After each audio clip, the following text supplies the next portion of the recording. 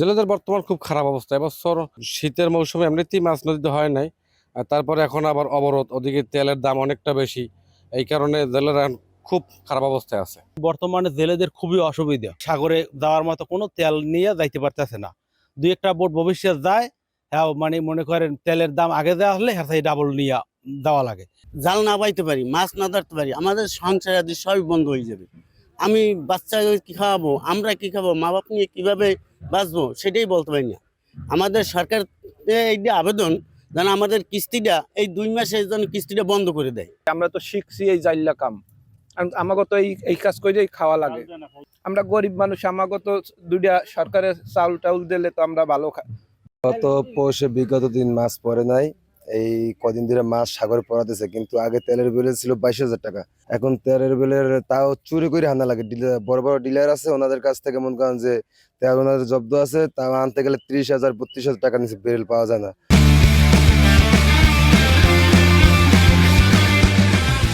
58 দিন অবরোধ।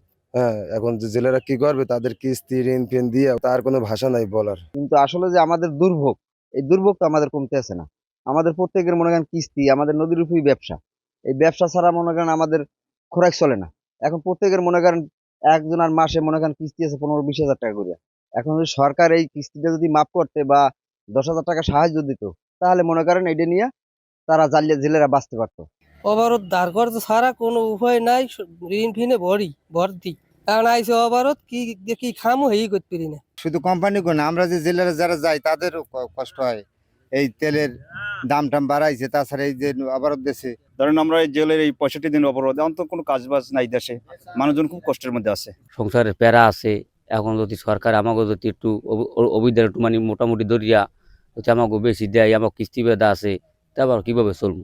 এই সময়টা কাটবে, সহযোগিতা যদি হারটা বাড়াই দেয় আমাদের সরকার। আগে দেশে 20 কেজি 30 কেজি চাউল, এখন যদি আমাদের 5-7 হাজার টাকা দেয় এই মাসে, আর ওই চাউল 30 কেজি, তাহলে আমরা বাচ্চা কাচ্চা নিয়ে সুযোগ সুবিধা মতন মোটামুটি খাইয়া বাঁচা যায়।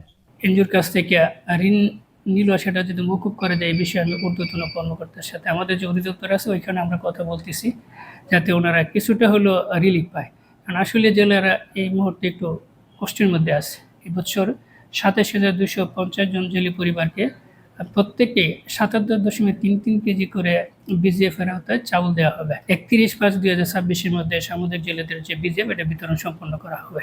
জেলেরা আসলে কিছু আর্থিক সহযোগিতা চায়, সেক্ষেত্রে আসলে এটা মন্ত্রণালয় যদি সিদ্ধান্ত নেয়, নিশ্চয়ই আমরা দিতে আমাদের কোনো আপত্তি নাই, কারণ তাদের আর্থিক প্রণোদনা দেওয়া উচিত। আর আসলে কষ্টে আছে।